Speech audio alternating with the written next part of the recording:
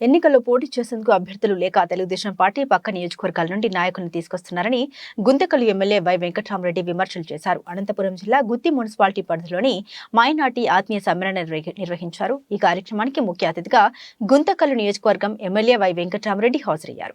ఈ సందర్భంగా ఆయన మాట్లాడుతూ టీడీపీ పార్టీలో నియోజకవర్గ ఎమ్మెల్యే అభ్యర్థుల కోసం నానా తంటాలు పడుతూ ఉన్నారని, కనీసం ఎమ్మెల్యే పదవికి పోటీ చేయడానికి కూడా నాయకులు ముందుకు రాని పరిస్థితి ఉందన్నారు. అందుకే ఇతర జిల్లాల నుండి నియోజకవర్గాల్లో పోటీకి ప్రయత్నం చేస్తున్నారని, ఇంతటి ఘోర పరిస్థితి ఏ రాజకీయ పార్టీకి రాలేదన్నారు. ఒక పక్క అన్ని రాజకీయ పార్టీలు కలిసి జగన్ ఓడించాలని ప్రయత్నం చేస్తున్నారని, కానీ ప్రజలంతా వైఎస్ జగన్మోహన్ రెడ్డి గారిని సీఎంగా చూడాలని ఆశిస్తున్నారని అన్నారు. సంక్షేమ పథకాల ఆనందంతో ప్రజలంతా జగన్ వైపు ఉన్నారని, గుంతకల్ నియోజకవర్గంలో గతంలో ఎన్నడూ లేని విధంగా అభివృద్ధి చేయడం జరిగిందన్నారు. ప్రజలందరూ తప్పనిసరిగా మరొకసారి గుంతకల్ నియోజకవర్గంలో వైఎస్ఆర్ కాంగ్రెస్ పార్టీకి ఓట్లు వేసి అత్యంత మెజారిటీ తీసుకురావాలని విజ్ఞప్తి చేశారు. అదేవిధంగా రాష్ట్ర ముఖ్యమంత్రిగా జగన్మోహన్ రెడ్డిని చేయవలసిన బాధ్యత మనపైన ఉందన్నారు. ఈ రోజు ఏ సమస్యలు అయితే నా దృష్టికి తీసుకొచ్చినారో తప్పకుండా ఒక్కటి కూడా మిగల్చకుండా ఖచ్చితంగా కంప్లీట్ చేసి ఇచ్చే బాధ్యత. ఒకటి చేస్తాను, రెండు చేస్తాను అనే ప్రసక్తే ఉండదు. మీకు సంబంధించిన, మీ మతానికి సంబంధించిన మీరందరూ కూడా ఉపయోగపడే కార్యక్రమాలు ఇప్పుడు ఏవైతే మా దృష్టికి తీసుకొచ్చినారో వాటి విషయంలో ఖచ్చితంగా ప్రత్యేక శ్రద్ధ కనబర్చి నా సాయశక్తులా కృషి చేసి ఖచ్చితంగా వాటిని తీర్చగలననే నమ్మకం నాకు పూర్తి విశ్వాసం ఉంది.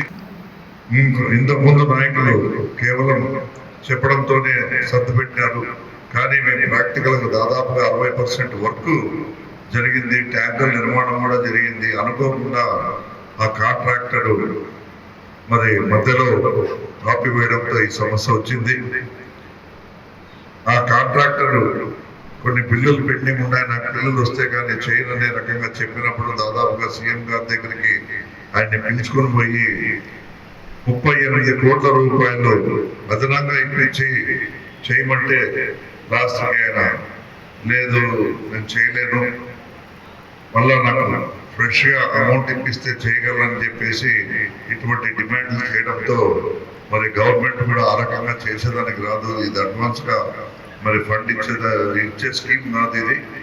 మీకు రావాల్సిన ప్రతి రూపాయి కూడా ఇవ్వడం జరిగింది. మరి నేను అనవసరంగా దీన్ని రద్దంతం చేయొద్దండి అని మన పై అధికారులు కూడా మాట్లాడి చెప్పినప్పుడు వాళ్ళు మళ్ళీ ఎలక్షన్ వచ్చిన తర్వాత మేము చూస్తాము, ఇప్పుడు కాదని చెప్పేసి ఆ రకంగా కాంట్రాక్టర్లు ఇబ్బంది పెట్టడం వల్ల నిలబడిందే తప్ప, లేకపోతే ఈ పార్టీకి మనమందరం కూడా ఆ నీళ్లు డ్యామ్ నుంచి డైరెక్ట్గా నీళ్లు వచ్చిండేవి. కేవలం 6 నెలల నుంచి 8 నెలల లోపల ఆ పైప్ లైన్తో పాటు ఆ ట్యాంక్స్ మొత్తము కంప్లీట్ చేయించి ఇచ్చే బాధ్యత కూడా నేను తీస్తానని ఈ సభాముఖంగా అందరికీ చెప్తా ఉన్నాను. అక్కడికి మా సాయశక్తుల కృషి చేస్తాం.